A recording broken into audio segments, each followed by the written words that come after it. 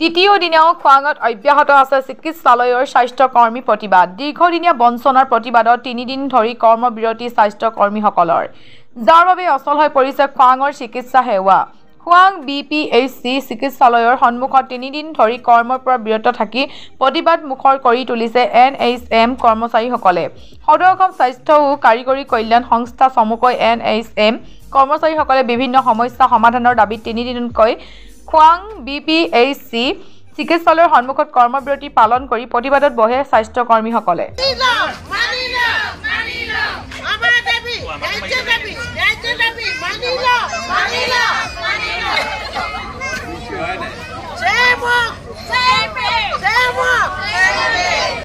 ইয়াৰ আমি যি ধৰ্ণা কাৰ্যসূচী আমি হাতত লৈছো এই ধৰ্ণা কাৰ্যসূচী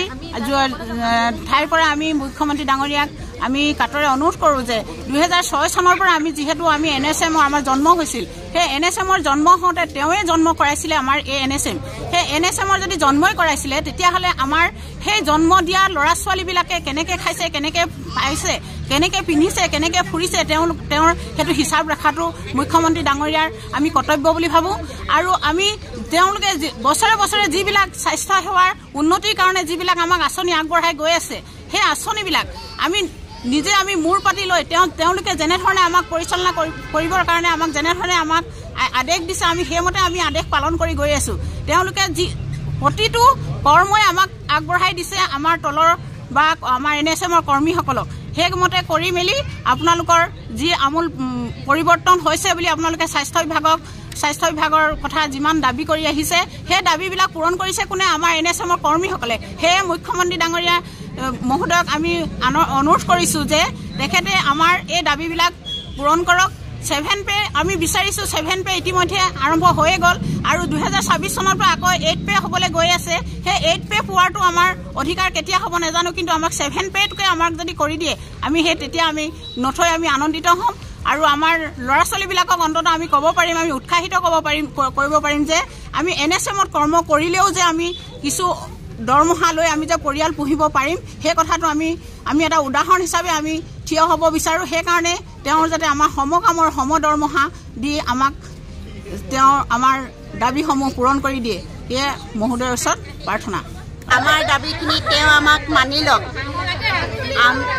আজি আমি 1996ৰ পৰা আমি আজি এই কৰ্ম আমি পাছ কৰি আছো আৰু আমাৰ 6 চনৰ পৰা আমি NRCMত কাম কৰি আছো কিন্তু আজি পৰ্যন্তলৈকে আমাৰ একো ৰেগুলাৰ হোৱা নাই একেখন টেবুলতে আমি দুগৰাকী ANM কাম কৰি থাকো কিন্তু এগৰাকী আমাৰ মোটা দৰমহা পায় আৰু আনগৰাকীয়ে নিম্ন দৰমহা এটা পায় ঘৰ সংসাৰ চলাই আছে আৰু আমি চৰকাৰে